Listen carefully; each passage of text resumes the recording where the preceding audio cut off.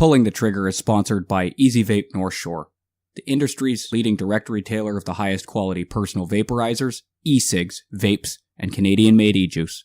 Located at 987 Marine Drive in North Vancouver, or you can check them out online at www.easyvapecanada.com.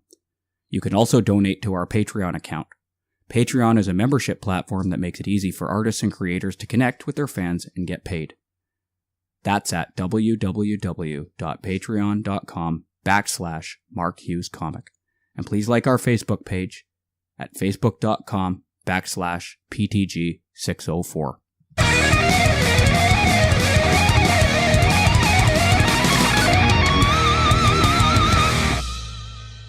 Welcome to Pulling the Trigger. I am Mark Hughes, and this is my podcast. As always, expertly and wonderfully produced, engineered, edited, and uploaded by Taylor Murray. While I'm at it, please find the page on Facebook. It's called Pulling the Trigger, and like it.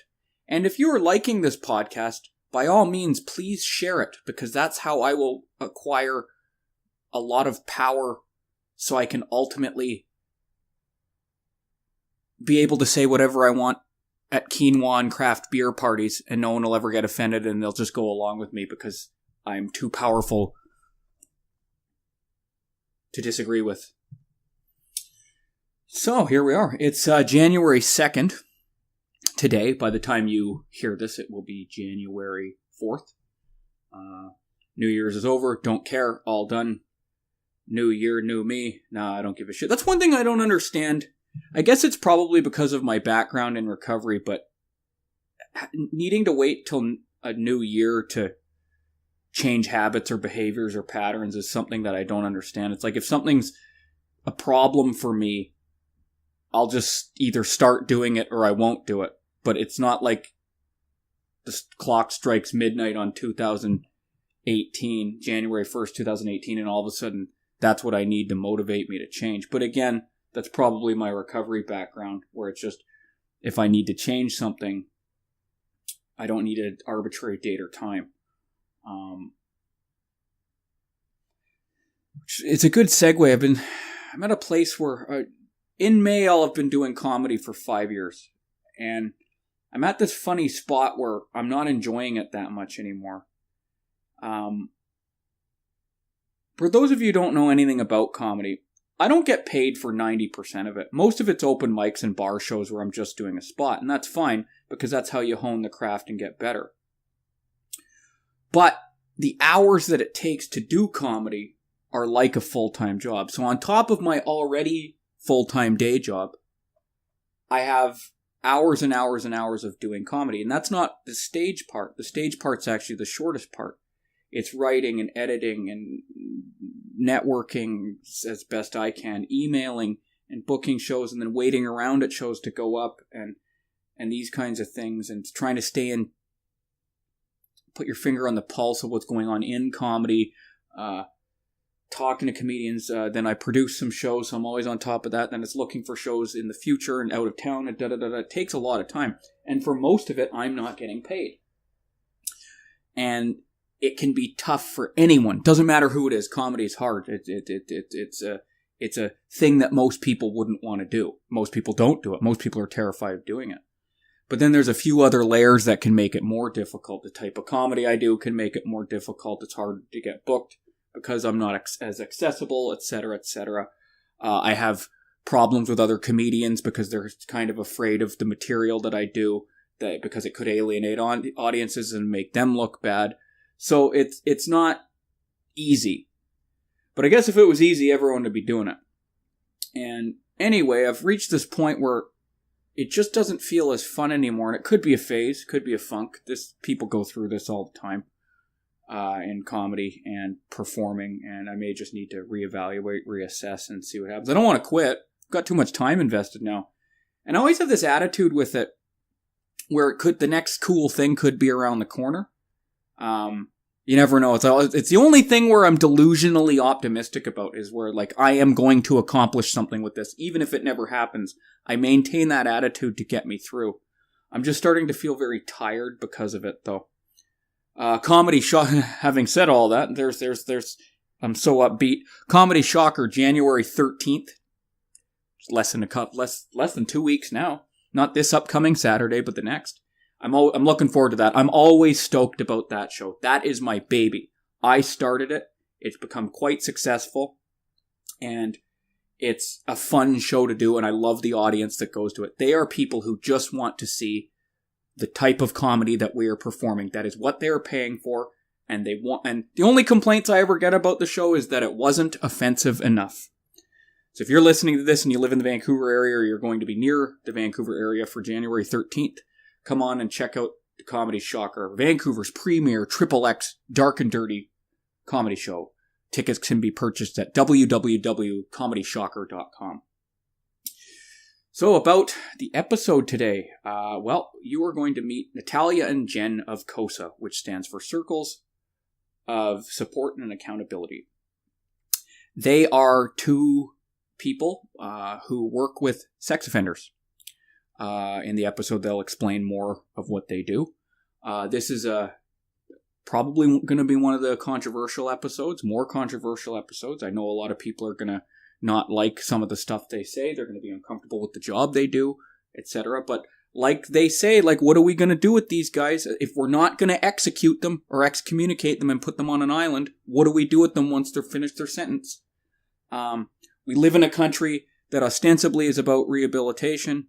It's a more liberal and progressive country, one of the more liberal and progressive countries in the world. So what do we do with offenders once they've, quote-unquote, paid their debt to society? And that's where Jen and Natalia come in, because these guys are going to be in the community, and someone should probably be at least in contact with them to a certain degree. What I found surprising when I was talking to Jen and Natalia is they don't know that most people want to see these people dead.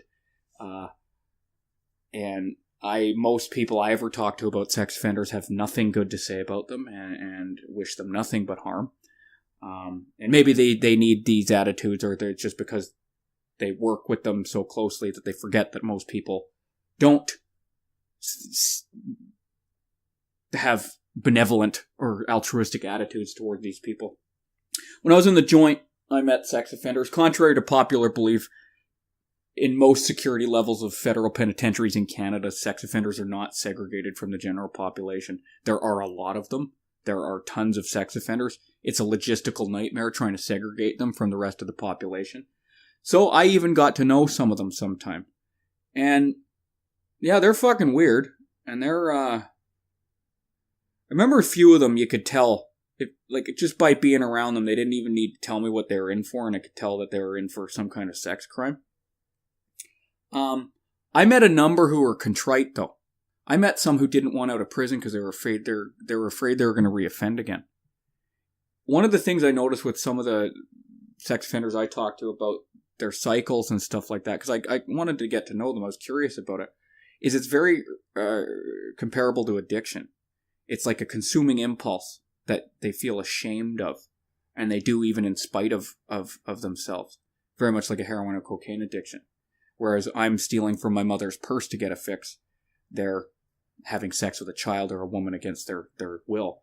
And most weren't that I talked to were the type that really didn't believe there was anything wrong with what they did. I met some of those too. Always, she made it up, it's all a lie, it's not what it sounded like. I even met fucking pedophiles or child abusers who said that the child was more mature, so they don't think they should have gotten in as much trouble. So these guys are fucked, right? But again, what do we do once they get out? Because in Canada, almost everyone will be eventually released into society. And why don't we let Jen and Natalia of CoSA explain that further right now?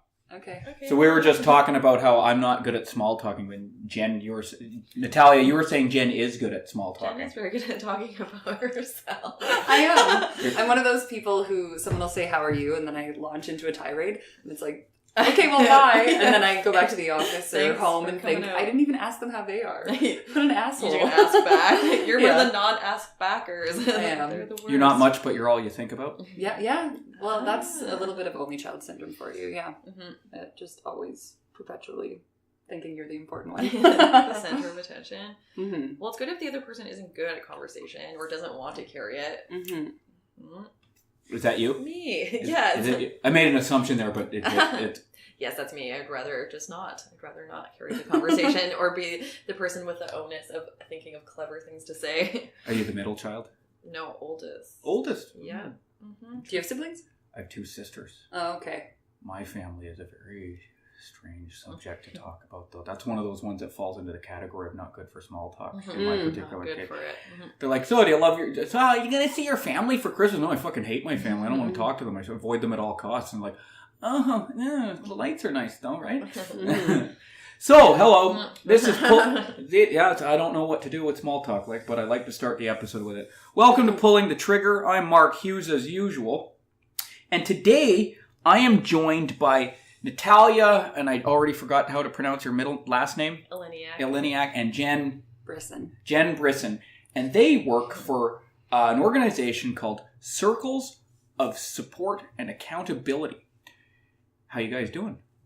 Well, we're good. How are you doing, Mark? I'm really good. We're here in Winnipeg, and I like Winnipeg, Vancouver. Fuck you guys. People in Vancouver, everyone like, Winnipeg. And I'm like, no, I like it. Actually, it's pretty good. It's pretty awesome. It's not bad. Mm-hmm. And CoSA is, well, I'm going to let you guys describe what CoSA is. What is CoSA? Sure. So CoSA is a program that works pretty much exclusively with people who have sexual offending histories and high-risk offense cycles, meaning that they often sort of cycle in and out of prison or the justice system, or legal system, I should say. Mm-hmm. And they often result in breaches, that sort of thing, sometimes reoffending. And so CoSA steps in as a supportive community and a program that holds people accountable for their previous offenses and the cycles that led them to that. And we try to support them. And the whole mantra of CoSA is no more victims. Mm-hmm. So in layman's terms, rapists and child molesters are your clientele. That would be right, yeah. Yeah, definitely we don't use that language. We try not to have... our belief is that the whole idea of accountability and working with folks who have committed violent offenses is this idea that they're more than the worst thing that they've ever done, just as any other person you would like to think the same thing. Like if you think about your own self and the thing that you're the most ashamed about and the thing that you your stomach churns when you think about things that you have done, and we've all kind of been there because no one is a perfect person. If that was suddenly your sole identity and you weren't ever able to move away from that, then it would make it very difficult for you to, be a decent human being and be kind and live a reciprocal life.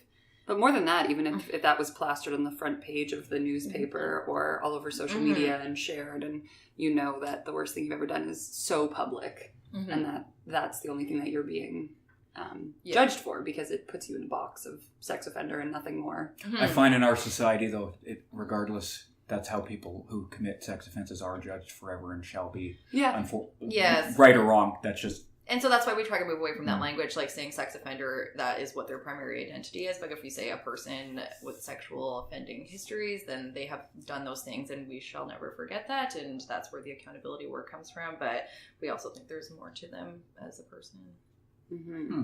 I was just thinking of master status. Oh, right. Yes, use a sociological term that I've never actually learned, even though what does that I mean? teach sociology. We were presenting to a sociology class, and the professor kept talking to the class about the term sex offender being this master status, and neither of us have ever heard that, and both have taken, Natalia's an MA in sociology and teaches it. I'm like, what's that? Yeah.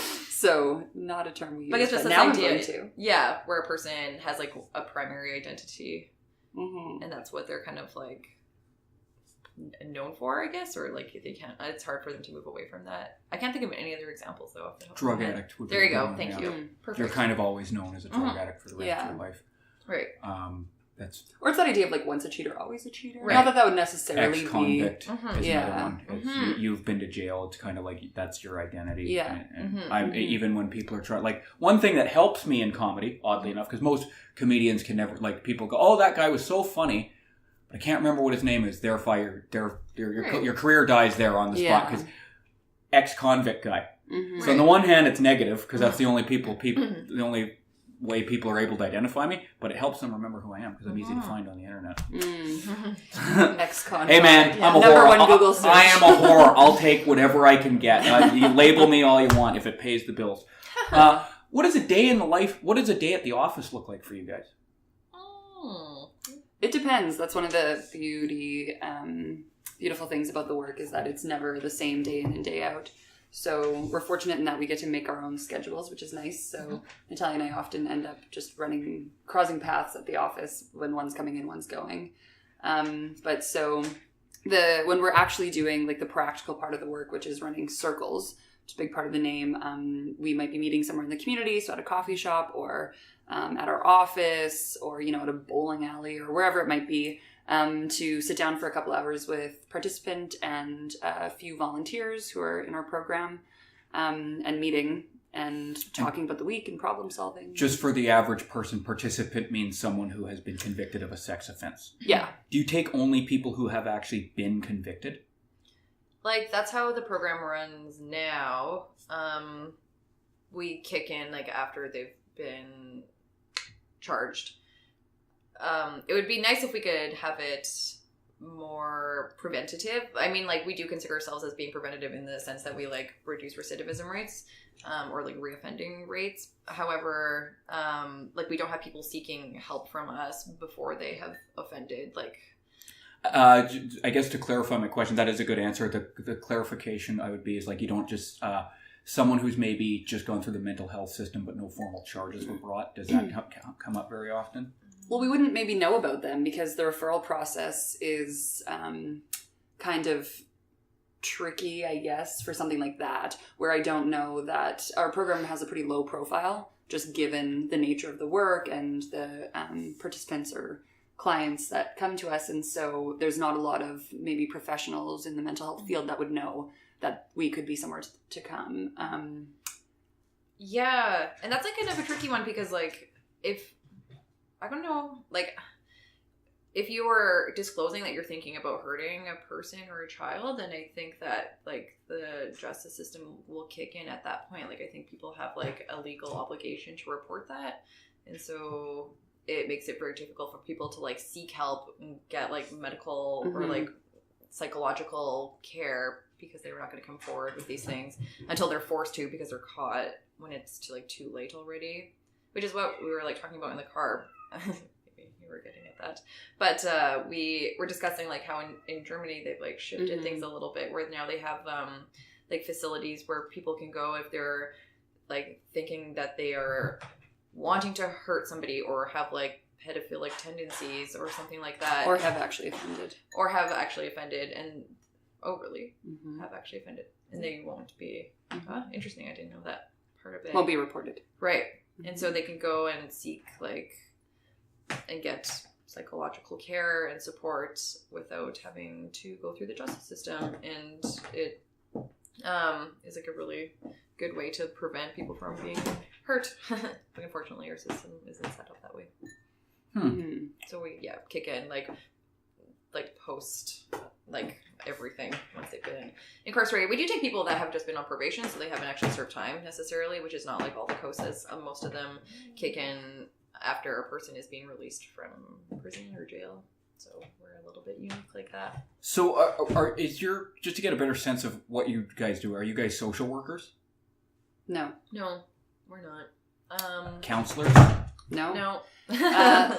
I mean, I always describe, people ask what we do, and I often sort of think of it as just, like, community members who, like, give a shit about their community and want to be involved. Because Natalia was telling me most of your people who work for you are actually volunteers. Yeah, right? So, there's 2 staff in the program, which is Natalia and I, and then we have, I think, between 40 and 50 volunteers right now. So they are really what drive the program, and they're sort of the power behind what we do.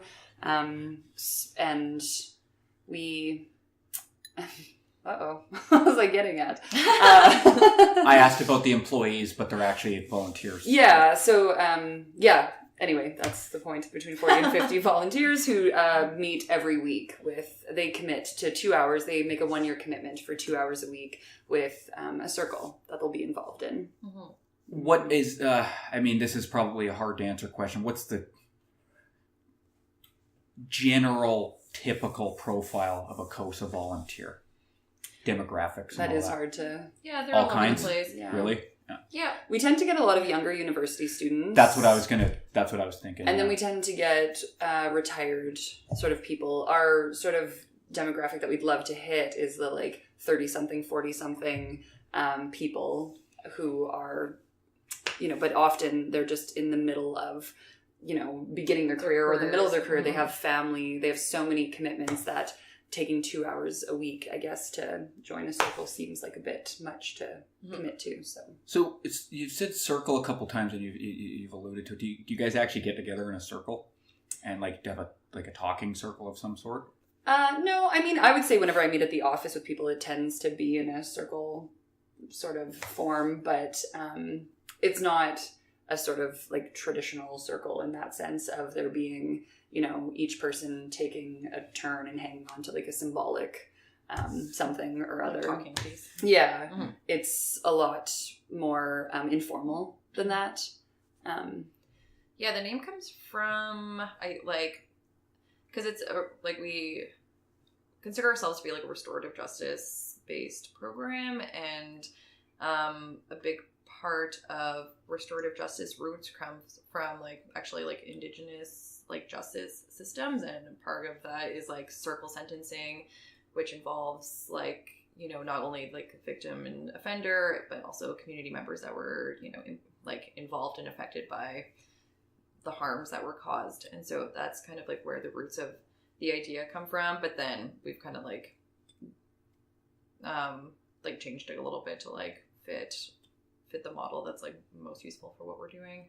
And we're meeting at coffee shops and stuff like that, so it's kind of awkward to take over 3 tables and sit in a circle. It would be kind of alienating for the other people using the space, so we don't do that.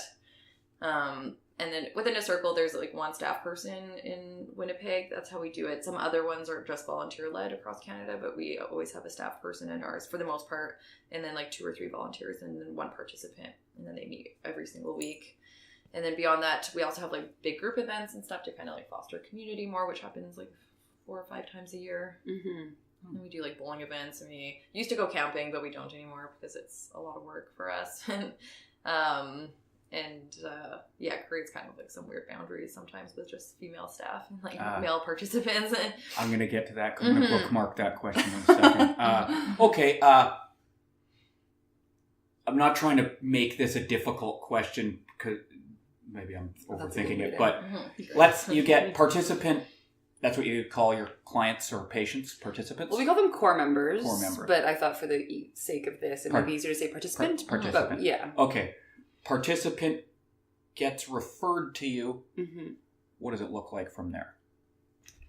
I know everyone's different and individual, but what is it generally kind of so people can get a sense of what day to day it looks like that. Yeah. So the referral process is kind of interesting because we're one of those places that is sort of, I don't know how to describe it exactly, but really on the ground doing the work. So Natalia and I are always available. So it's not like you phone some hotline and get, some intake worker who's then going to, file that away somewhere and then we're going to call you 6 months down the road.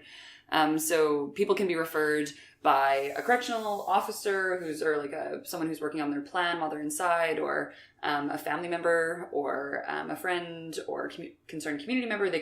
Self-referrals are really common. Yeah. So people might have heard about the program through someone else who's inside, and they'll end up phoning us and saying, can I hear more about the program? And we'll send them information, or we'll go visit them if they're at any of the sort of closer correctional facilities in Manitoba, or if they're in the community, we'll have them come in for a meeting. And often we will take people just based on them wanting to be in the program and having sort of the right offenses, if you will. So the program's totally voluntary, and so we do want people who want to be in the program. and aren't being forced or feel like they are somehow because it's not court mandated. So anyway, once they have that initial sort of interview or meeting with us, and they can identify some goals and how CoSA might help in some way. Just to clarify again, sorry, just so a lot of lay people aren't going to understand any of this and they're going to want to know, what would be some typical goals that one of your participants would have? So it might be accessing safe housing, or finding a job that they might like. It might be, getting a hold of all their IDs. It might be opening a bank account. Exactly, that sort of stuff. So a lot of them are absolutely able to do that stuff on their own and don't need a circle for that. So it might be bigger things like, one guy came to the program who really just wanted to work on his social skills and wanted someone, like a group of people, to actually be able to call him out. Where the fuck were you guys when I got out of prison, man? But to actually be able to call him out if he was crossing inappropriate boundaries or saying things that he, knew, maybe didn't know at the time, were going to make people uncomfortable or something like that. So it can be really big, kind of like nuanced things like that. And it can be the sort of stuff that you might think of when you think of setting goals for someone getting out of prison. For as someone who had to struggle with all that shit you're talking about, I was telling this to Natalia. I tell this to everyone, actually. That stuff is the hardest part about integrating back into the community. Bank account, I can figure that shit out. Me, and a lot of people I know, getting a job, it's a bit challenging, but I could figure out. Don't steal no matter what. Okay, I got that one right. Okay, don't stick needles in my arms. Okay, I'm pretty sure I got that one. Yeah. But my sense of humor was quote unquote fucked up, and I wouldn't know. And I was explaining this to Natalia just a couple hours ago. It's like I didn't know that's like people get uncomfortable with that stuff. I live in this kind of.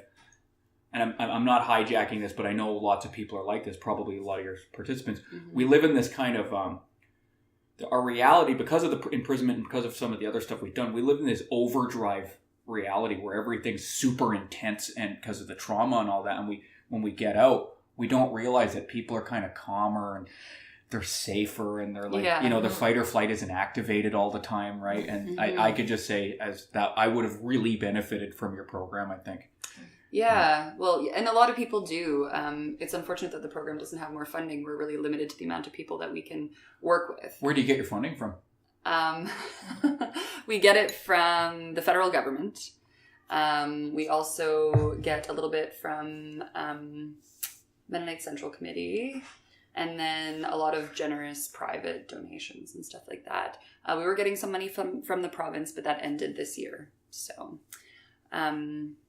so anyway, just to jump back to the referral process, once we have sort of decided that someone's the right fit, and like I said before, right fit basically comes down to them having sexual offenses in their history and wanting to be in the program and being committed to coming to the meetings and showing up and doing their part, then we will put together a circle so that we do it pretty strategically. So we try to find a good mix of ages and gender in the circle. And so if we know that someone has always offended against young women in their 20s, we're not going to stack the circle with, young women in their 20s and then expect that person to open up, feel comfortable, flourish, So, and then once that happens, we just really start meeting. So it can be a really quick overnight kind of process. Other times it can take a while because we also try to access their files. So psych reports and correctional reports, things like that, so that we can have a clear picture and for safety reasons, of course. Yeah, the good thing about having access to their files to begin with, and like talking to people that have worked with them before, like whether it's in the institution or in the community, is because then we kind of get an idea of their like offending pattern and like what the biggest like risk factors are and the triggers are for them. And of course, like we understand that these reports aren't always accurate or can be like a skewed picture or like kind of because like corrections has a different approach to like what is considered risk factors than other types of programming and other types of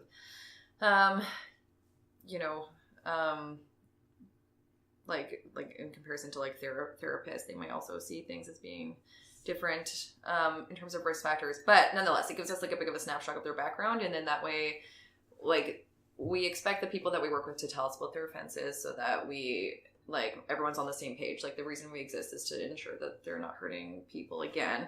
And so we we'll talk to them and they'll like tell us how they see their offenses and why they happen. But then we also have other like sources of information on that, and then we are able to like identify like what are the biggest things. And so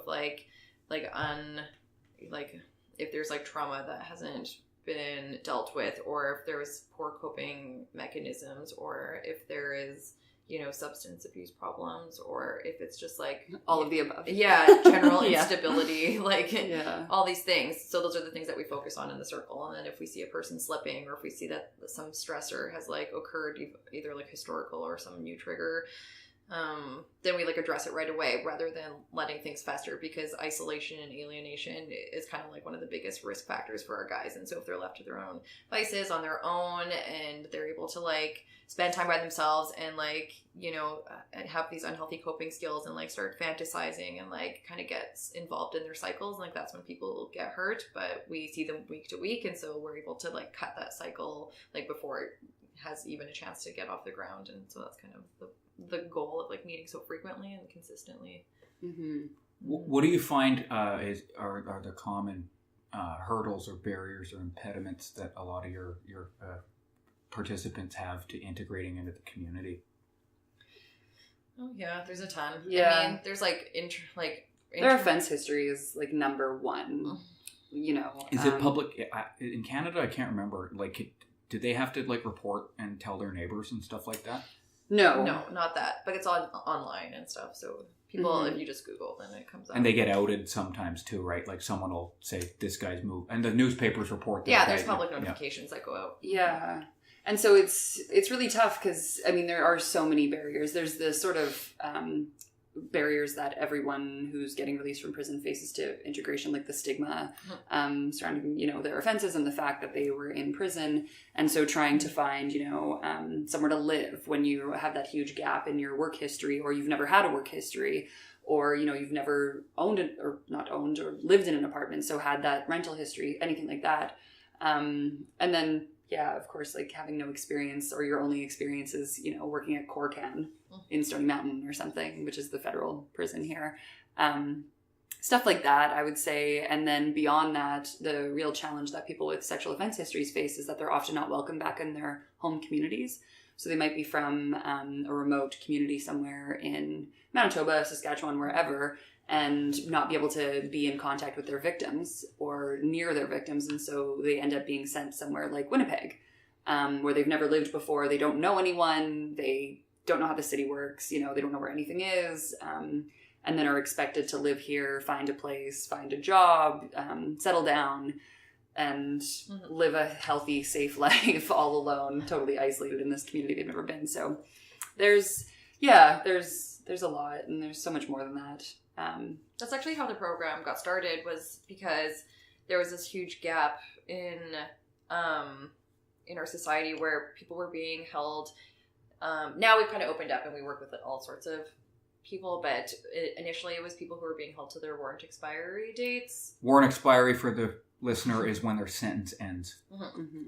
And so basically that meant like they weren't granted parole or early release, and the reasons for that are often because they were not able to like they weren't, like their risk wasn't considered to have been lowered, and so they were held to the very end because they were considered to be unsafe to be in society. But then legally you can't hold people forever, and so they're getting released at some point. And so people getting released on their warrant expiries don't have a parole officer to report to when they get to a new city.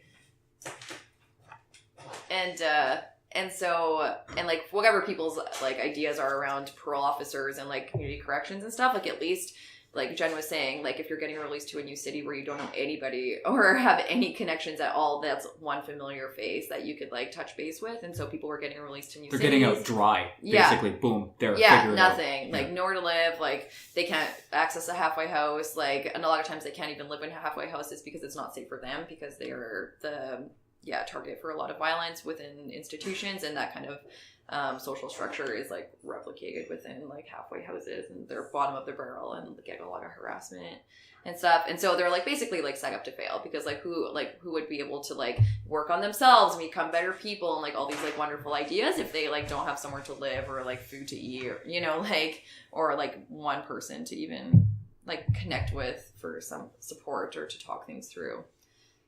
And then CoSA was born. And then, thank you for finishing my thought. I'm like, and that's the end of that thought. And so there was a group of like volunteers in Peterborough, Ontario that like identified this like gap, and they went to, and they tried to like, I don't even know how they got connected. I think it was through like chaplaincy, like through church. Yeah, chaplain church from inside a federal institution called a community chaplain. Yeah. And that was how it all started. Yeah. And so they like created something called a circle, and it involved like POs and a lawyer maybe, and a cop and psychologist, and that was kind of like the first one. And like the volunteers were getting like death threats from community members for like supporting this person, and so you could just really see like how like charged this like topic is, and how like stigmatized like these individuals really are. Yeah. Oh yeah. So good segue. How do you find it telling people what you do for work at parties where they're drinking craft beer and eating quinoa and stuff? It's weird because you have to really choose your audience. So if I can tell that it's well, maybe you don't believe that. It's tough because if you sort of get the vibe that like this isn't going to go over well, then I'll say that I work, helping to reintegrate people into the community, and I don't go into detail. If it's something that I think can, breed good conversation or would be interesting for that person, or something that they are also interested in, then I'll say. And it gets mixed responses. I mean, I don't know how many times, like Nat and I've talked about just someone yelling at you and saying, don't you know I have a child? And, like, yeah, of course, that's the reason I do this, is because I don't want anyone to get hurt, and I wouldn't ever want to see your child or anybody else get hurt. So why wouldn't you be involved in hoping to, prevent that from happening again? And other times, people will say, well, I'm glad somebody does it. Someone's got to do the work, that sort of stuff. And then other times people, I don't know, like people sometimes in classes thank us when we do presentations, which is really kind and sweet and unnecessary. And and then other times it's fine and people just move on. But I was at a party a couple weeks ago and said something about it, and someone just asked me to not talk about it. He asked me to just like don't talk about it, just stop talking about it. Like it can be like, of course, like anything around sexual assault can be like a triggering subject, so I can like understand that, but people like seem to have a very difficult time like separating the like we're seen as like honestly people think that we are like pro rape, like this is what people could misinterpret what you guys do for work. Well, that were these like bleeding heart liberals who are just manipulated and walked all over and wear these blinders and see the world through road color. Well, I'm just gonna keep going with all the how many more can I come up with? This is a therapeutic podcast. How do you really feel, Jen? I'm going to keep going. How many more? No, but yeah, people truly believe that, we are pro-sexual offending. And it's, not true. Yes. Literally what we do is like victim prevention. And that's like the sole purpose, and community safety. Like that's the core. And it's keeping ourselves safe, keeping our volunteers safe, keeping the community safe, keeping the people that we work with safe. Like, okay. Just to ask a question. That people listening may be wondering, like, how the fuck does this shit keep people safe? Like, what the fuck does it's like helping them learn social skills have to do with preventing rape? Right. I'm not actually asking it like that. Yeah, totally. I can hear people already asking it like that, though. Well, like, honestly, we could like tell you about that, but our statistics kind of like speak for themselves. The federal government, during the Harper administration, which was tough on crime, so it's not like we had an easy go at convincing, that government that we're a useful enterprise. But they found that CoSAs across Canada over 5 years reduced recidivism rates or reoffending rates for sexual crimes by 83%. 83%, yeah. And violent crime in general by 72%. And also, it was much cheaper than the alternative, which is having people cycle in and out of prison on like breaches and like sometimes. Also, you're not paying as many professionals. It's volunteer based. Yeah, exactly. I can't remember what the stat was, or I can't remember how to say it. It's something like for every $1 spent on CoSA, you save $4.73 in prison costs. Yeah, 63 cents. Oh, okay. Sorry. A dime. That's all the difference. Yeah. And I think, beyond just the sort of like big statistics and that. It's also just consistency, showing up for somebody, having a group of people that you can trust that know the like quote unquote worst thing about you, and not ideally they don't feel judged. I can't say because I've never been in their position, but ideally they don't feel judged by this group of people, because it is caring community members coming together saying, look, you did something really terrible and we don't want to see you do it again, and we know that maybe the only way that you might succeed in that goal is if you have people around you who are going to support you and want to see you do well and live, the best life that you're able to. And yeah. Sorry, go. No, it's good. I interrupted. No. Are you done? Mm-hmm. Okay. A big part of like the people we work with, a lot of them have like histories of trauma or haven't had the opportunity to have like healthy behavior modeled for them, and so like it's not really like rocket science. It's just like showing them a bigger respect and like what like a healthy relationship can look like, and like modeling healthy boundaries and appropriate boundaries, and I don't know, it's like really like so simple. Like it's just like honestly just going for coffees and having people not be isolated. Isolated folk is like, that's the biggest risk factor, I would say, for sure. Like, well, no one's there to hold you accountable. I mean, if you only have to convince yourself that what you're doing is acceptable, then that doesn't seem that hard. Yes. And it wouldn't be. I mean, even when you think of yourself and some of the stuff that you might do, when you're not telling anyone else about it, it's pretty easy to convince yourself and to talk yourself into believing that it's fine. Substance abuse recovery is based on that principle too. The reason we have a community and like 12-step programs and like a sponsor is so I'm not left alone with my own ideas, right? Yeah. And it's sometimes people think, and this would apply to sex offenses, I'm assuming as well, or the cycle there is like, if no one ever really told me that the stuff I'm doing is probably inappropriate, how am I ever going to know? Yeah. Because the only conscience, the only person I'm ever asking is the same person engaging in that behavior. Yourself. Yeah. Yeah. Well, and it's so true. And so many people that we work with are working through all sorts of like cycles of violence and abuse in their own lives and perpetrating stuff that was perpetrated onto them. And so until someone steps in and is able to intervene and teach some new healthy coping mechanisms, I don't want to say what are we to expect, but because not everyone who has lived through trauma and abuse ends up doing that same stuff. And not all offenders were abused when they were... Yeah, absolutely. But I think I can safely say in our program that everyone that I've worked with over the past 3.5 years, 100% of the people I've worked with have had trauma of some sort. Yeah, me too. I've been doing the work for it's that common, about 8 years. Yeah. I was just about to ask that. So it's that many, eh? Yeah, everyone. Some level. Yeah. Oh, question. I asked you this yesterday, but just interesting. You ever had any female offenders or participants? Right. Yeah, we've worked with 2 that I know of in Winnipeg, like at least in our time. And like, I mean, the circle model can work for anybody. It's just like basic, it's just like offering support to a person. But our program, we work with so many like high risk dudes that having like a vulnerable population like women. That's also the reason we won't work with, youth, is because like when we do like group like community events and stuff, like it creates maybe like an unsafe dynamic for the women. So like the program can't really function in its full form for them. So it hasn't been like completely successful. But like we would love to. It would be like, I think you've made the point before, like it would be basically like running 2 separate programs if we opened up to like working with more women. Which a lot of organizations that work with offenders do. They split them up usually, right? Like even again, substance abuse rehab, often they're not co-ed. Yeah. Some are, but then those often have problems. But like often they're split. Like the treatment center I went to had a sister treatment center for women, right? Yeah. Well, and with more resources, we'd love to be able to do that. Yeah, you hear that, rich listeners? Yeah. Fund us. Yeah. So, speaking of women, how did a couple of ladies like you get into this glorious, wonderful, easy to talk to at quinoa parties job? Yeah. Do you want to dive in, or do you want me to? I can dive in. Okay. I guess, I learned about the program through school. Because we do a lot of community outreach stuff, and so before we had started, there was other CoSA staff that did the same thing, and so I did my background in school that was a weird sequence of words.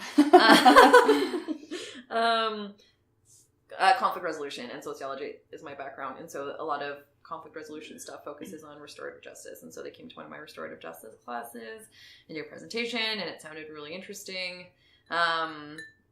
And I've a lot of my research focused also on like community. That's okay. We're joined by a couple of Natalia's cats. Yeah. They're both named just Cat. Yeah. Cat and Cat too. Yeah. Anyways, so I was always interested in like community justice models and like alternative justice systems to the retributive one, or like our like the formal system, because I can't concentrate. Yeah. Yeah. And so that's basically it. So this was like an interesting model. Like Manitoba has a really fascinating history of like community sentencing and community justice models because of Hollow Water, which was a community that experienced a lot of intergenerational trauma through residential schools. And so there's like a lot of incest, a lot of like sexual assault happening within the community. And then they kind of stepped in with like a community-wide kind of circle model like this. And it brought down offending rates like very, very, very significantly, and was able to kind of like address some of those like historic traumas through the residential schools and current traumas, because colonialism is an ongoing problem, an ongoing system. And so so those kinds of things were always interesting to me. And then being able to like participate in a program that like actively, you know, like reduces violence in our community, whereas the prison system in many ways perpetuates it or even creates new types of violence within our community, is like a very empowering thing to be able to do as a woman. Yeah, that's the interesting part I find, is that the program's run by two women. Mm-hmm. Mm-hmm.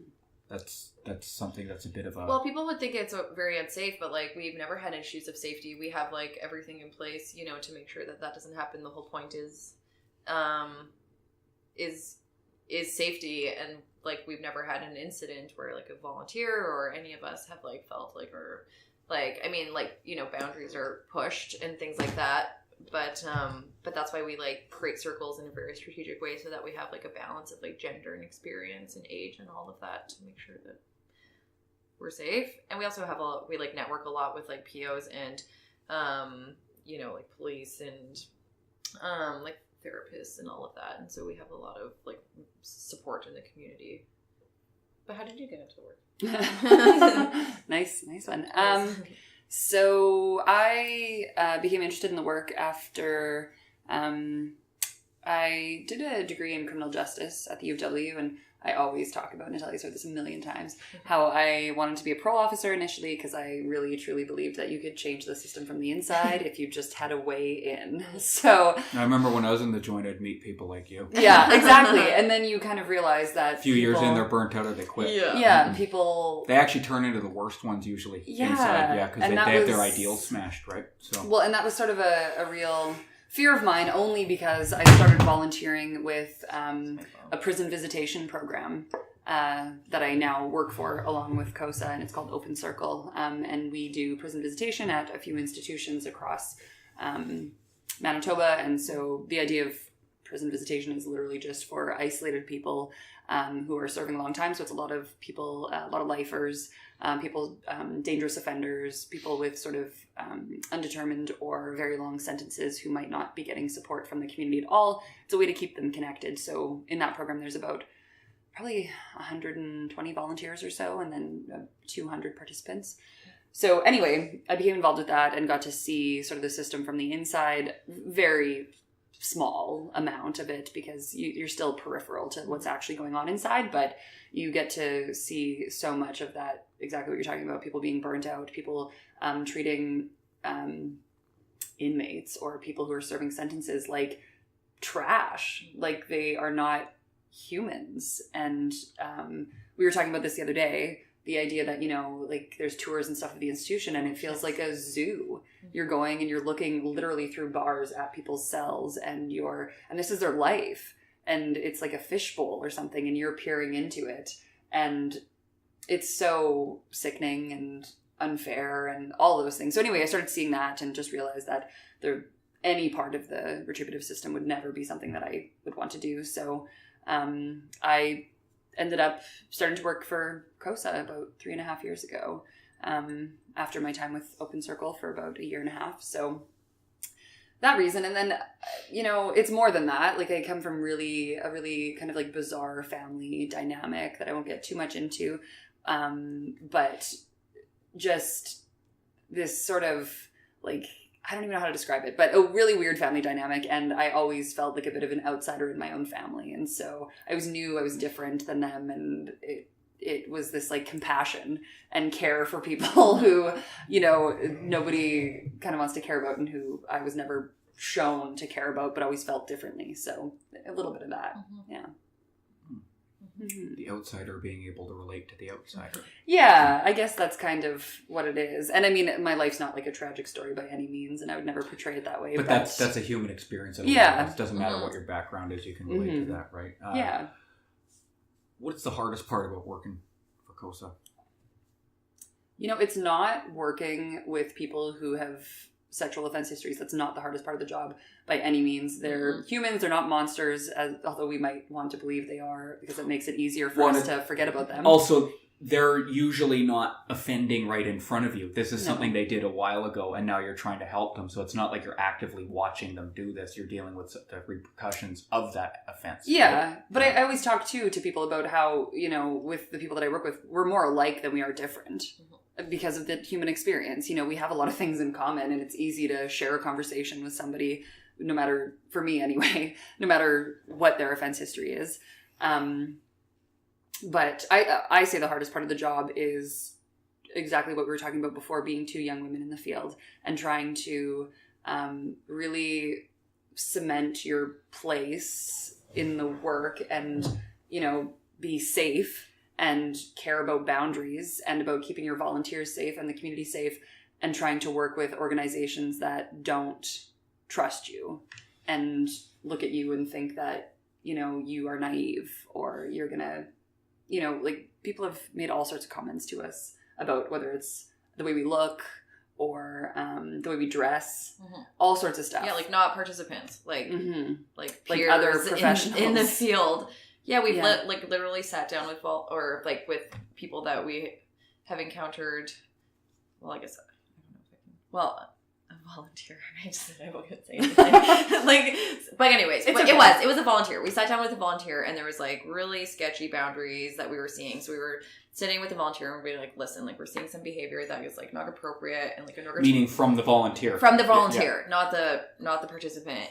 And so, we were like one-on-oneing with the volunteer, and we're like, if you're going to keep working with this person, like you're putting yourself in jeopardizing situations, but you're also putting the participant in jeopardizing situations because you're feeding into his offense cycle and you're not doing anybody any favors here. And so we're like trying to have this conversation and like set these boundaries and like you can't be in the program. And then the conversation somehow gets around to the fact that like we're beautiful women. Like that's literally what she said. She's just like, two beautiful women like yourselves. Like it must be tough doing the work you do, and just like questioning our authority at every turn and like trying to delegitimize like anything that we're saying because we're young women, and she was like more established and like has well, if it's any consolation, I don't find you guys that. Oh yeah, perfect. All I see is a couple of professional people. Yeah.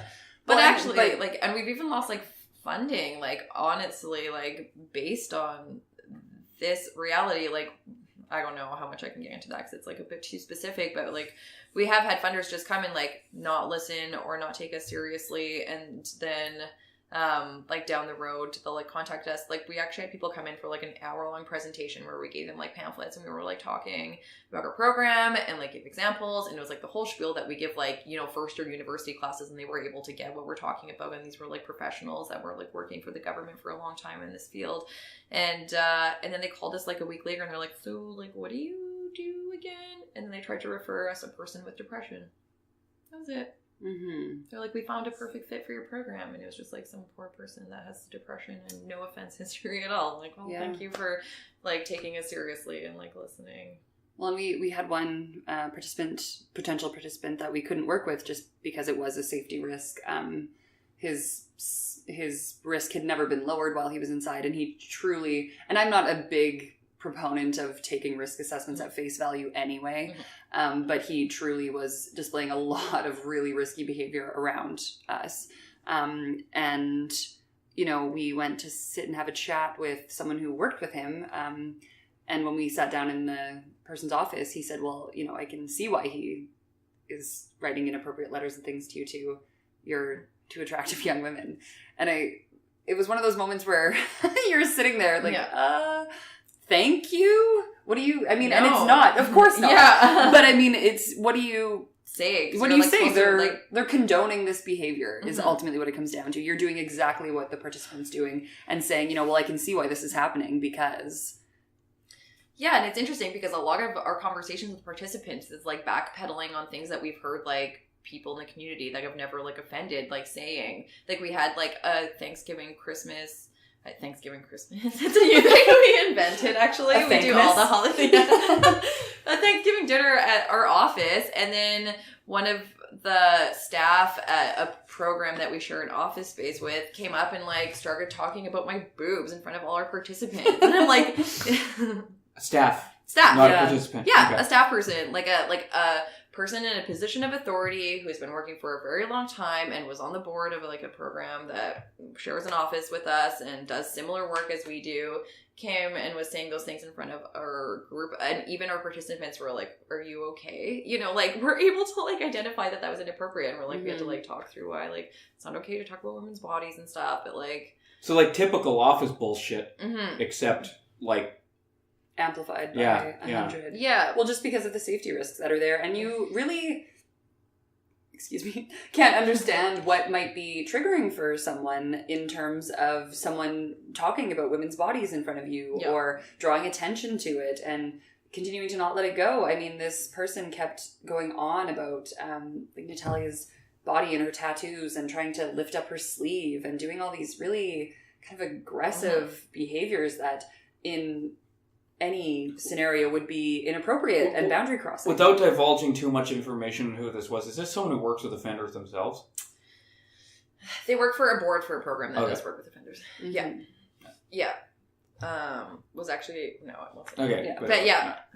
Yeah, but like, you know, like our like guys experience like, what's that word, like Freuderistic tendencies, which is like they're like titillated by the idea of just like thinking about women's bodies, and that's like that will trigger like very inappropriate like cycles of thinking, and that could, you know, lead to an offense down the road if it's like not intervened with. And so his behavior was like so dangerous, like even if he thought it was harmless, like I tried to like hold him accountable and like went through all the avenues to like do like, you know, like like workplace safety and all of that, and it didn't get anywhere because he is like a dude that has like status and authority. Actually, he's since been fired, but for different reasons. So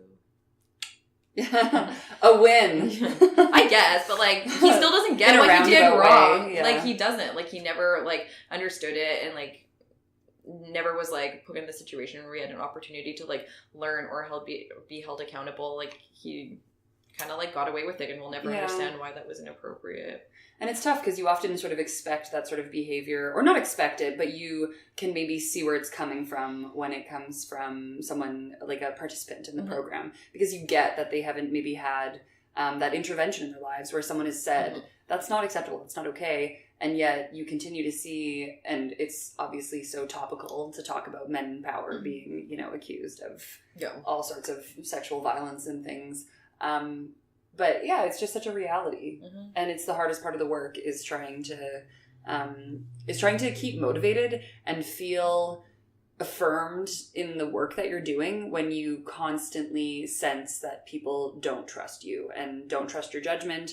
And when you send an email saying, here's what I see, you wonder if it's being taken seriously, or, you know, if they see the email and like, oh, okay, we can disregard that.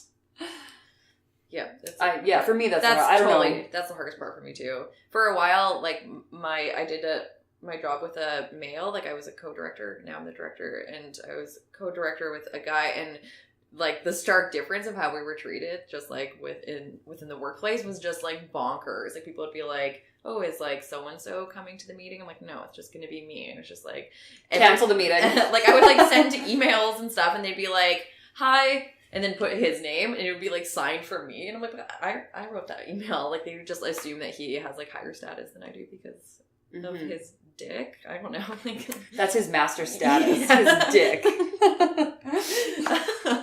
Good one. Yeah. So, just this is sort of more pertinent to me and what a lot of the stuff I have to deal with right now, because I'm a comedian, so I'm involved in entertainment. So there's a lot, this hashtag Me Too thing, Harvey Weinstein, Louis C.K., etc.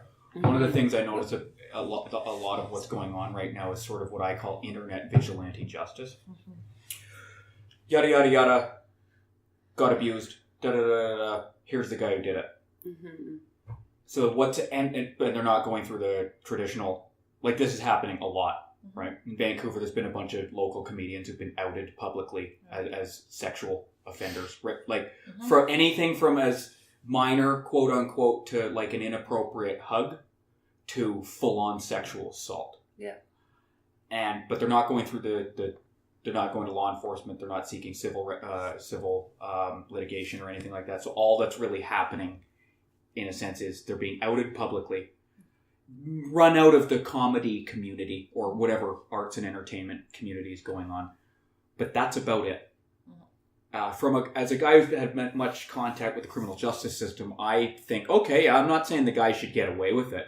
I just think it's like, So let's say you run him out of Vancouver, for example, and he ends up in Winnipeg. Now what? Right? What do you guys think of this phenomenon that's going on right now? Well, it's such a struggle, and it's so touchy because we obviously, as young women in the world, I don't think I can name a friend of mine who can't identify something that's happened, to them, someone they know, but mostly to them that they would consider really inappropriate and really, it's so hard because the spectrum that exists is weird because, you say from a hug that was unwanted to sexual assault. And the reality is we never know what any of that means to that person and what their experience is with that. So an unwanted hug for someone can potentially be as damaging as sexual assault. I don't know, but that's how I see it anyway in my own experience with it and with the people in my life. And it's really troubling to me because we talk about this a lot, how the justice system or the legal system is so not empowering for people who step forward. So for the victim or the survivor of assault, when they go and report it, right, maybe they have to go and have some sort of medical exam done and it's really invasive and maybe re-traumatizing and re-victimizing, and then, sitting down with police who maybe don't believe them, and then going through, if it ever makes it to any sort of trial or court or anything, then, which is so rare, we know, too, then that's a whole re-victimization process of, being all sorts of stuff about you being called out and questioned and all of that. And then that person goes away for however long, if they end up being found guilty, and then are put inside of prison where they often experience with, the sexual assault or sexual offender tag attached to them, are going to experience a lot of violence and sexual violence and physical violence and verbal violence, all that stuff. And then get out, and a lot of them don't have access. People believe that, as soon as you go into prison, like, you're going to have sex offender programming and all this stuff. But the reality is if you're deemed low to medium risk, often you'll never have any sort of programming. And the average person doesn't give a shit if there's I deal with a lot of average people. Yeah. They don't give a fuck about sex offender program. They actually hope they're getting raped and tortured. Of course. That's the average person. Yeah. Of course. I just said that. Of course. Yes. I mean, of course. I didn't mean that. When I've explained, it is of course. When I've explained to people that most sex offenders aren't being raped by gangs of people in the shower every day in prison, they're like, really? They aren't? I'm like, no, man. Sorry to disappoint you. Yeah, but then they're disappointed. Yeah. They're actually disappointed. Yeah. By that. I feel like that can't be most people. No, the average Joe. I mean, but maybe. So I don't know. I don't know. So, anyway. Let me just say, being raped is not to make a non-rapist. It's only perpetuating violence. You'd be surprised how many people disagree. Non-rape. Quadruple negative. Yeah. Let me just tell you. You'd be surprised how many people disagree with that, though. Yeah. Right. But it's just statistically proven to not be the case. Yeah, I don't think people give a shit about statistics when it comes to this stuff, though. Yeah. Well, people think need to smarten the fuck up. Yeah. I was raped in prison. Yeah. It's not a secret. I talk about it quite a bit. Right. And a lot of people say, well, yeah, of course you were. That's what's supposed to happen, right? No. again, this is just average Joe guy or Jane gal who just is isn't all that very uninformed. Yes. Well, the average person doesn't know a lot about this shit, right? They know if you get caught getting raped, if someone gets convicted of an offense, they go to prison. Yeah. And then what's prison like?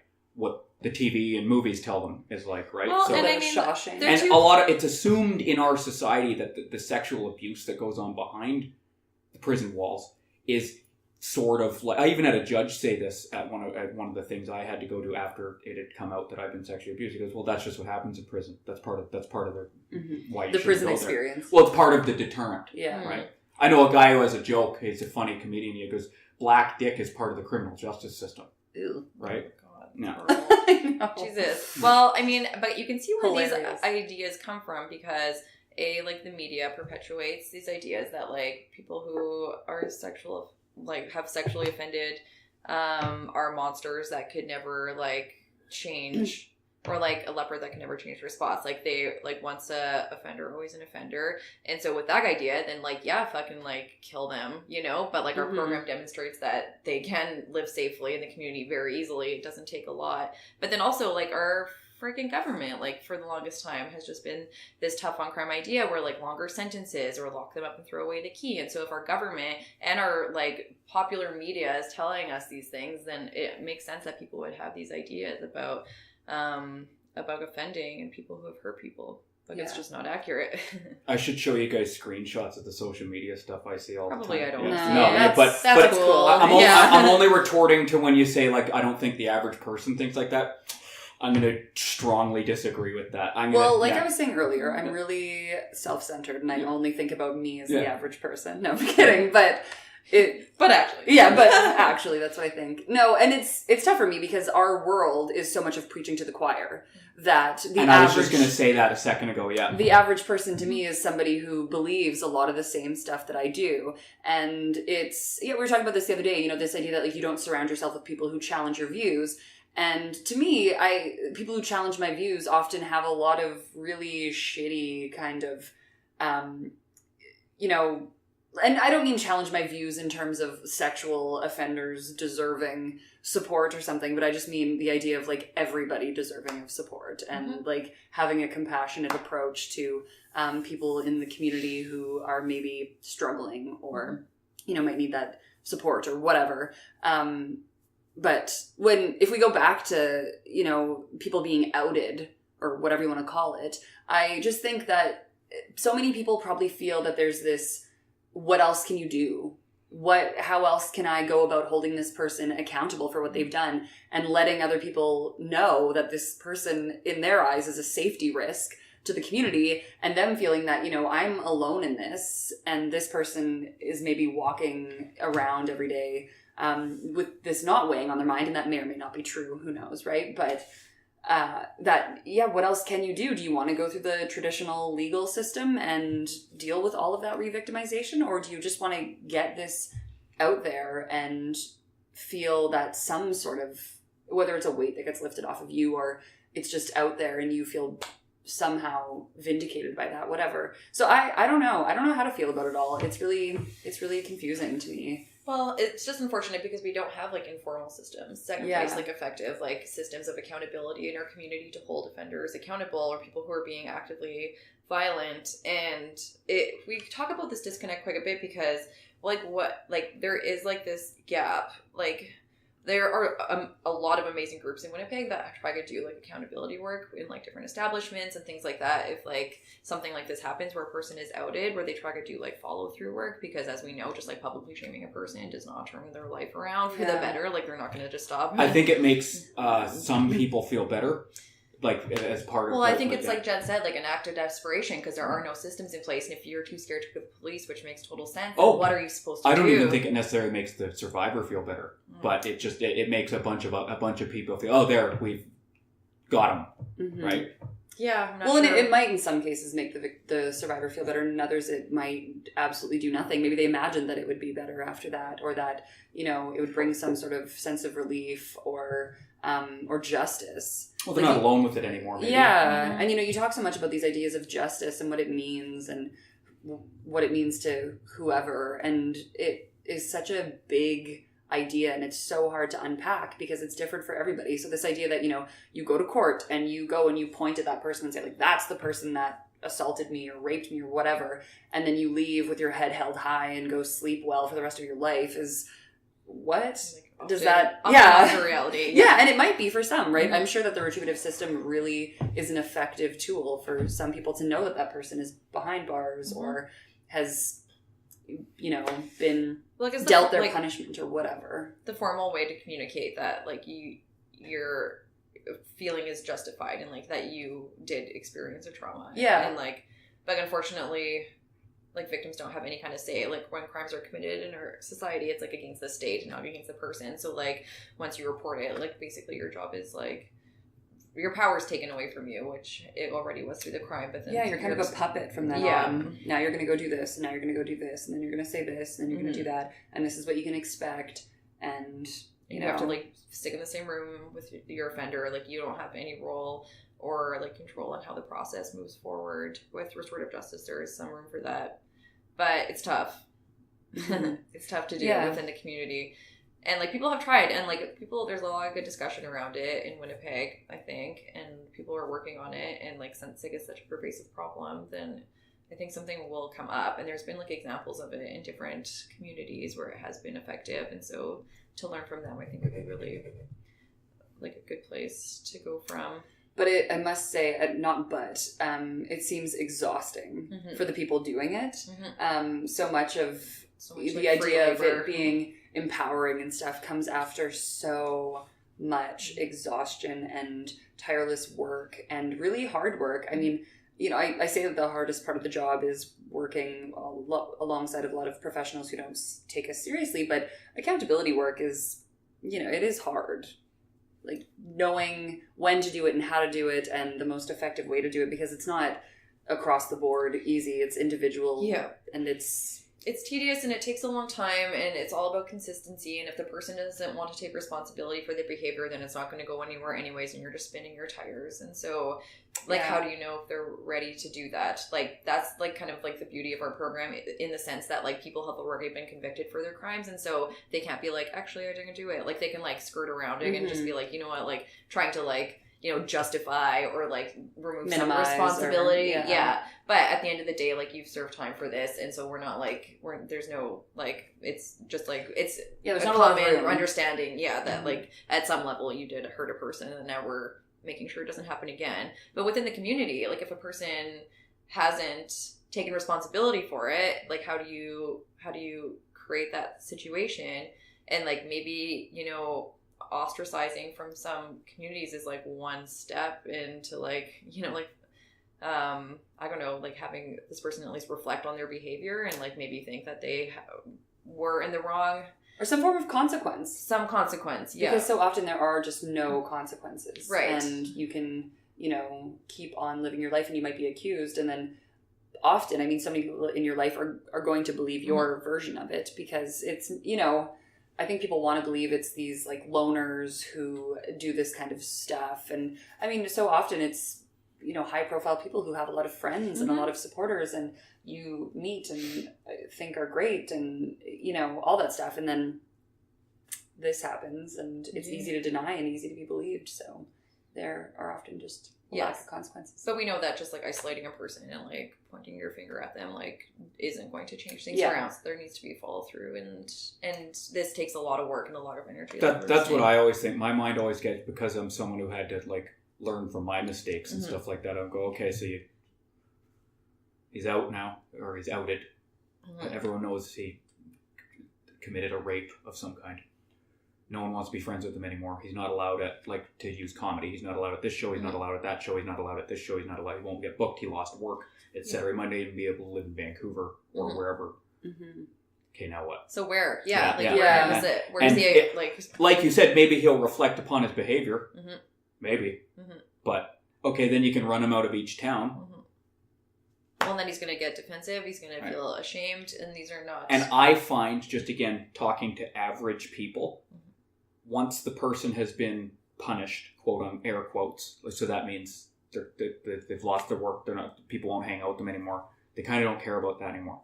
And one of the things I've known, because I've always been sort of involved in some kind of restorative justice thing of some kind, is people are always like, what? Why does that matter? They're convicted and they went to jail or whatever the consequences. They don't care about the after part. Mm-hmm. That's what I find probably, if I could say anything about having dealt with so many just average Joe citizen, after the consequence part. Or no, they don't even think about the consequence part because they just think the result part. Mm-hmm. They don't care about that part anymore. Rehabilitation is not on the minds of a lot of people. I honestly think we could do without the punishment part. Yeah. Realistically. Because I think the real challenge for me anyway, having spent the last 4.5 years or whatever in and out of medium institutions and maximum institutions and stuff in Manitoba, is this idea that, you know, you're supposed to go to prison or to jail or to an institution as punishment, not for further punishment. And it ends up being for more punishment. I would say, again, the average person doesn't make that differentiation. Like, you get a TV in your cell there. This is common conversation. Yeah. What the fuck? Mm-hmm. Like, who pays for this kind of thing? You can order pizza there sometimes, or whatever joint you're in. They have different things like that. Little do they understand that a lot of these things are incentives to prevent, like, keep inmates maybe aware of what's going on in the outside world, which can be a torture in and of itself. Yeah, that's a different discussion altogether. I used to not watch anything about current events because I didn't want to know what's going on in the world. So, but also, it's also to control inmate behavior because the staff there have to make sure that inmates aren't super violent. They're not walking into a hostile working situation. You can only deprive people for so long of everything. Yeah, until they go boom. Yeah. Right. And like things like being able to order food in some of the joints I was in. It's sort of a way of teaching inmates how to balance budgets and things like that too. There is some sort of educational components to it. Mm-hmm. But I've just found from talking to people, like a lot of people they don't think to that extent. They just think immediately soft on crime. Yeah. Soft on punishments. Mm-hmm. Yeah. Which, I don't know. I don't know. I'm never going to, I think that's one thing I've learned is just you're not going to change people's minds when they are that made up about the way that the world works and the way that people should be treated and the fact that no one is better than anybody else in my mind. If you have deluded yourself into thinking, from my perspective, that you are somehow better than somebody because you've been dealt this, this life or you've been able to cope somehow effectively that hasn't landed you in this same position as someone else, you're not better than them. You're luckier than them, or you have better coping mechanisms, or there's something on the right side of like race and poverty. Yeah, exactly. It's sort of that magic like numbers that pop up or something. It's not. I don't know. I think one of the things that Natalia and I have been talking about this, because she's like, how do you get in these arguments with these people all the time? I don't live. No, because it's something to that effect. Like I don't interact. Sounds like Natalia. Just kidding. Well, no, and it's a common question though. It's like, where do you find these people? How is it that these arguments stem up all the time? And how am I bumping into people with so many opposing views? It's because I didn't learn how different my life really was until I started doing comedy. Mm-hmm. It really opened my eyes to how different, quote unquote, my life was compared to the average person. Just kind of living their life and nothing too terrible has ever happened to them. Nothing too great has ever happened to them. Just, they get their 3 weeks of vacation a year or whatever. And so, like because I'm so open up in my performing about the things that I've done and experienced, and I have my weird ways of making fun of it and stuff like that, it can actually really inadvertently, I'm not trying to do anything to educate people. I don't think I'm capable of it, but I'm inadvertently pushing up against their preconceived notions of a lot of things, right? And I am educating them, like, again, the pizza example or the TV example in prison. They didn't know that. They didn't know you can have a TV in your cell in prison. Right. People did not know that, right? People have a lot of opinions about things that they don't really have a lot of knowledge about. A lot of guys who are in my position, I'm probably going to get in trouble for saying this, but whatever, don't fully integrate it into society. And what I mean by that is they find a little community that's somewhat similar to them and don't ever really... So whether it be a recovery community, whether it be a church community, whether it be a helping profession. So they're always around people who kind of, for the more or less, believe the same way they do and have the more or less the same values. nothing they say is going to be too shocking to anyone in their immediate. I didn't do that because I'm a guy who doesn't feel like I fit in no matter where I go, right? So I find myself in this position where I'm challenging people and being challenged a lot. And that's one of the reasons I wanted to start this podcast. It's because I know a lot of interesting people who do interesting things. Mm-hmm. And I also know a lot of average people too, right? So one of the things that I find... So your volunteers, on that note, your volunteers probably don't know much of any of this world either when they start. For the most part, no, I would say. What? Or like what they're going to be getting into. Yeah. They're probably just, for the most part, regular people, right? I mean, well, I don't know what you mean. Regular people? They're not law enforcement. They're not. I see. Yeah, normies. Yeah. Well, I guess like if we have like first they're not ex-victims. They're not. Or yes. They're not ex-offenders, etc., etc. Like there are people that access our program because they are like trying to get their foot in the door of like work experience. So for sure, in that sense, yes. Normies. I was trying not to use that term, but it's funny that you use that term too. You know what I mean? You can put that one on me. What do you mean, regular people? Normies. Oh, got it. Yeah. I use a more derogatory term to describe them. Okay, got it. Yeah. But I think it's really interesting when you talk about the idea of people not fully integrating, because that's something that I've only noticed in the past year doing this work, is that so many of the people that we work with end up taking sort of the coping skills and the survival stuff that they used inside and applying that in the community. And it doesn't work.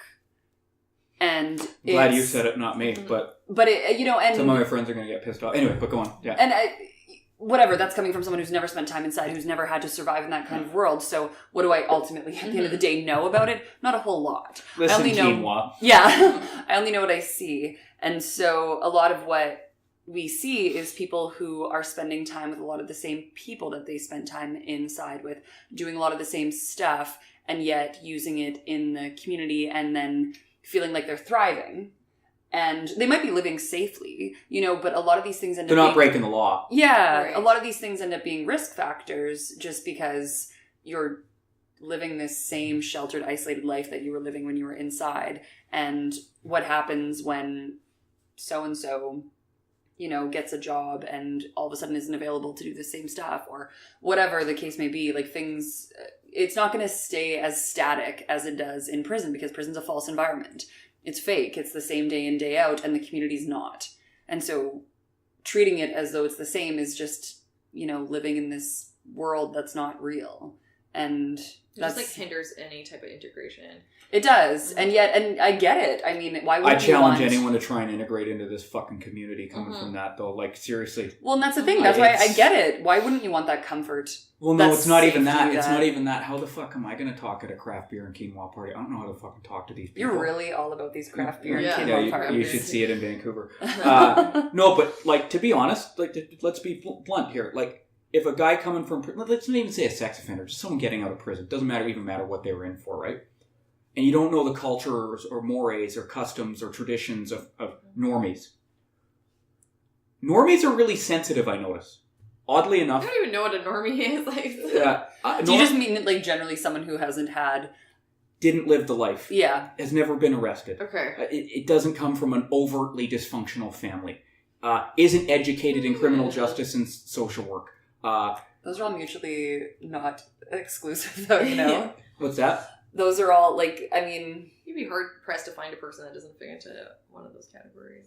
Or do you mean all of them? I mean, That's a very small, who even? I don't know. I feel like... Lots of people. I know lots of people who've never been arrested. I get what you mean in the general sense, but it's hard to apply it because you never know. Okay. But I get what you're saying in terms of, they've never met anyone who's been... It's the us versus them mentality. Okay. It's the idea that, there's this population that has experienced something that we are never going to understand, no matter how much time we spend visiting inside of a prison, whatever. Right. We're never going to get the other side. All right. Right? Let's give you a snapshot out of my life. Some people who've never met anyone who's even been arrested before, let alone had a drug addiction, let alone been in a prison. And then I don't know how to talk to them. Mm. But this is, in a sense, the ideal population I should be trying to integrate with, because they're the in a sense, the highest likelihood of lowering my risk factors because they're the ones who are going to model and pro-social skills and teach me how to live in the community as someone who is a law-abiding citizen. Ideally. Right. In theory. Yeah. These people are very hard to integrate, or very hard to associate. It's not a homogenous group. I'm not... I'm just explaining some of my experiences here. Mm-hmm. And you're right. I think you're getting caught up in like me speaking in generalities. I don't know how to do it without speaking in generalities, though. I'm just explaining some of the... That's what I mean. It's like, I get what you're saying. Yeah, it's just hard to... And also that right there can be troubling too. But not everyone's like that. But like, okay, which ones aren't? Right? Like, where do you meet the people who are maybe a bit more okay with a guy like me and maybe can understand, who aren't... absolutely. Like, and it's an alienating experience. I can't like imagine like having been incarcerated and then trying to like relate to a person like in just like in society. Well, and then I've got to worry about what they're feeling. They don't have to worry about what I'm feeling so much, right? Because I'm trying to go into their world. They're not trying to come into mine. So and then if I'm that sounds like a bullshit friendship. Well, no, but what am I going to do? Go back downtown to Hastings? Yeah. Yeah. Right? This is the part that I find most people don't seem to understand is like these, like the craft beer and quinoa parties. What do I talk about? I don't want to be too intense. I don't want to scare people. I don't want to alienate myself. But what do I talk about? How do I talk about what does my body language look like when I'm doing it? What does my facial expression look like when I'm doing it? What does my tone of voice look like when I'm doing it? How am I reacting when I'm being challenged? These kinds of things, right? So these are things I don't even know if you can teach, really. Totally. Right? It does sound like social anxiety, which you experience a lot of, so I can like relate a little bit, but absolutely, like, like how do you teach that? Like it just takes, like, I guess with our program, like our hope is that like because it is like open-ended and long-lasting, that people can stay as long as they can, and you can like slowly increment your way back into like other groups outside of CoSA.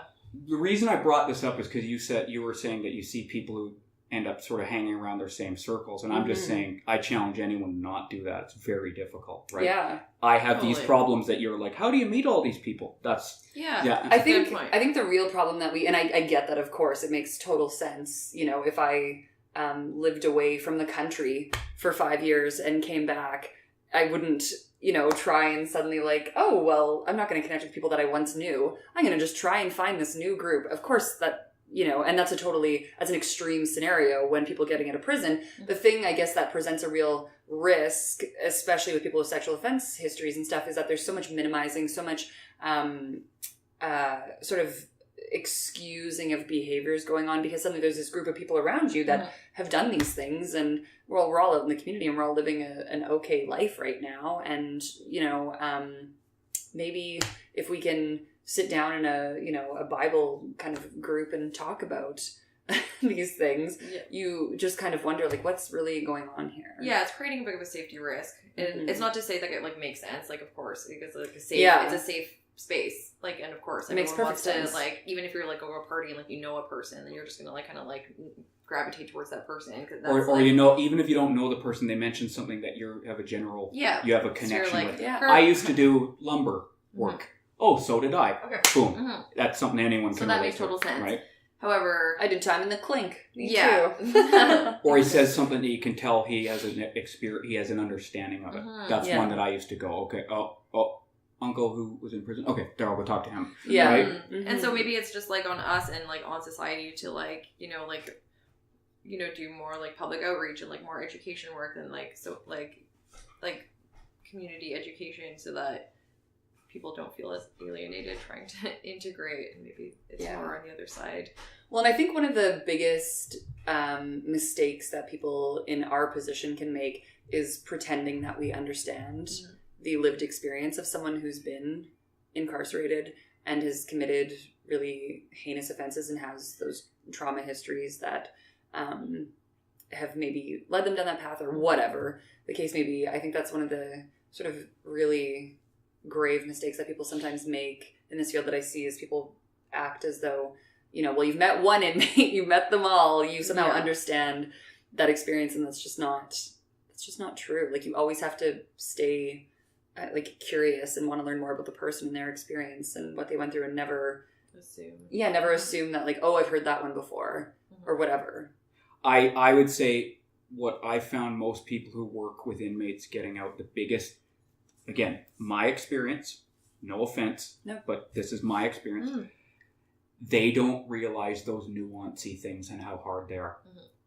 It just happened in our conversation. Mm-hmm. You don't realize how hard that is. And you think, oh, it should just, you said homogenous group. Mm-hmm. And it's like, I know what you're saying, and I know I'm speaking in generalities, but like, I parachute back into society. Now what? So your experience, and then where?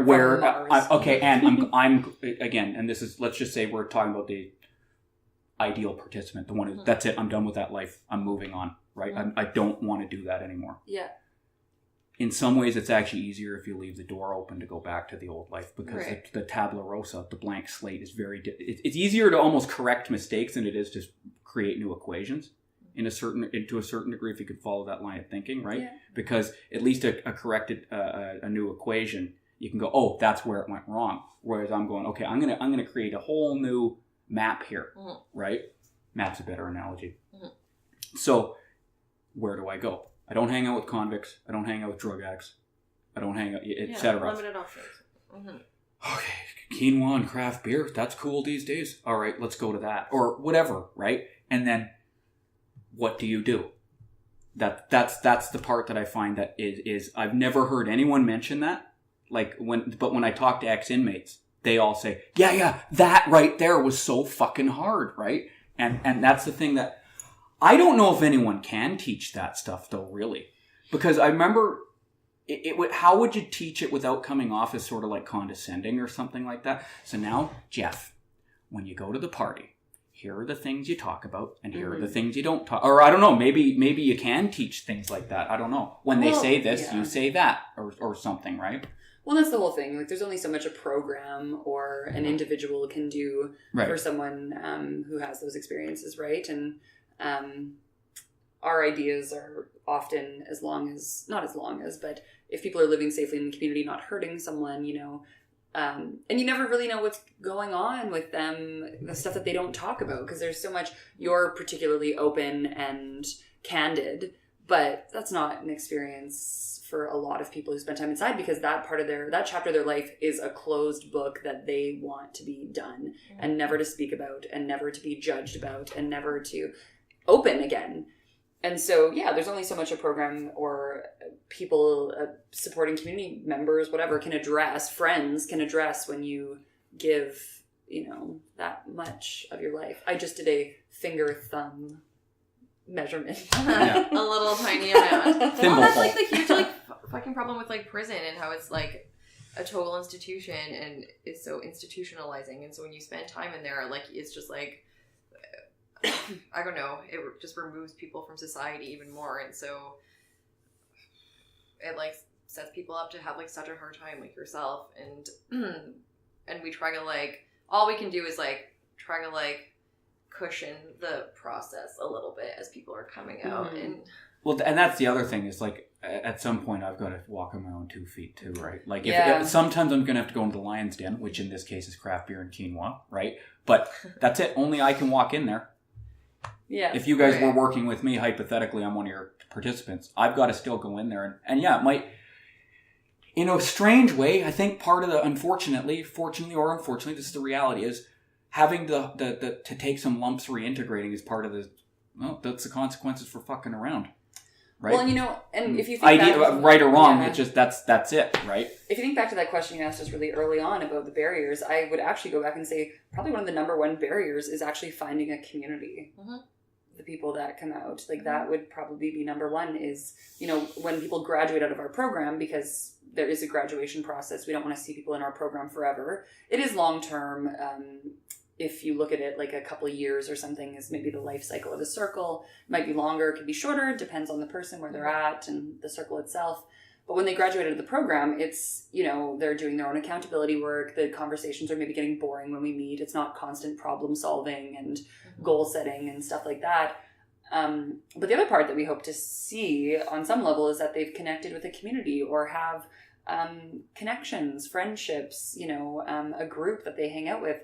And that's the challenge. It is. And it's rare. We do. We have like a few like beacons, you know, of hope, like shining star participants that have gotten out and gotten married and bought a house and work and like things like that. And but, have like, friends and that aren't from prison exactly. or whatever. But more often than not, it's like a huge struggle of having them not rely and like maintain dependent on us and like trying to like boot them out and like get them out there because that is the toughest. Well, and I think too, so much of it is also, you know, I remember you talking about it in your comedy, this idea of like if you never felt like you fit in, then the idea of reintegration isn't real, it's integration. For the first time in your life, you're coming out and trying to integrate into a community.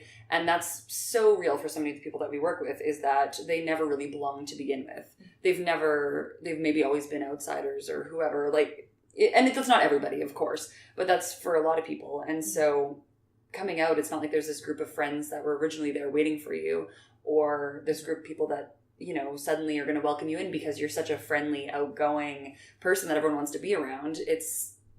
Yeah.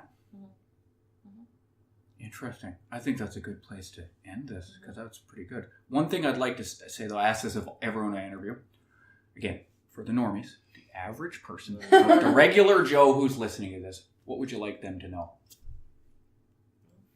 What else you mean? Yeah. I feel like you're giving them an earful. Mm-hmm. You know, I think the takeaway that I try to give to people often is that people with offense histories, specifically people with sexual offense histories, aren't the monsters in the shadows lurking like you imagine. They are people, very human people living in this world with us who have made some really, really bad choices and done some really awful things and are absolutely deserving of support and a second chance. Mm-hmm. I guess my takeaway is that our program should have more funding, and that we have. I have quite a few listeners, so yeah, I know. I'm like give taking your sales advantage pitch, of that 83% reduction in recidivism rates. Like it doesn't lie, but the whole mentality behind it is that exact idea. Is that teaching, trying to I don't know, teach empathy and teach compassion, because as cheesy as they sound, it is the reality. We've all done things that we wish we hadn't, and think about what made the difference for you in your life. It was having a person stand by you even though you did something super shitty. And so that's kind of what we're trying to do in this situation, and that is walk with people, yeah, and make sure there's no more victims. Boom. Bam. That's a good one. No more victims. Well, thank you, Jen and Natalia, from Thanks, Mark. Circles of Support and Accountability, CoSA. Mm-hmm.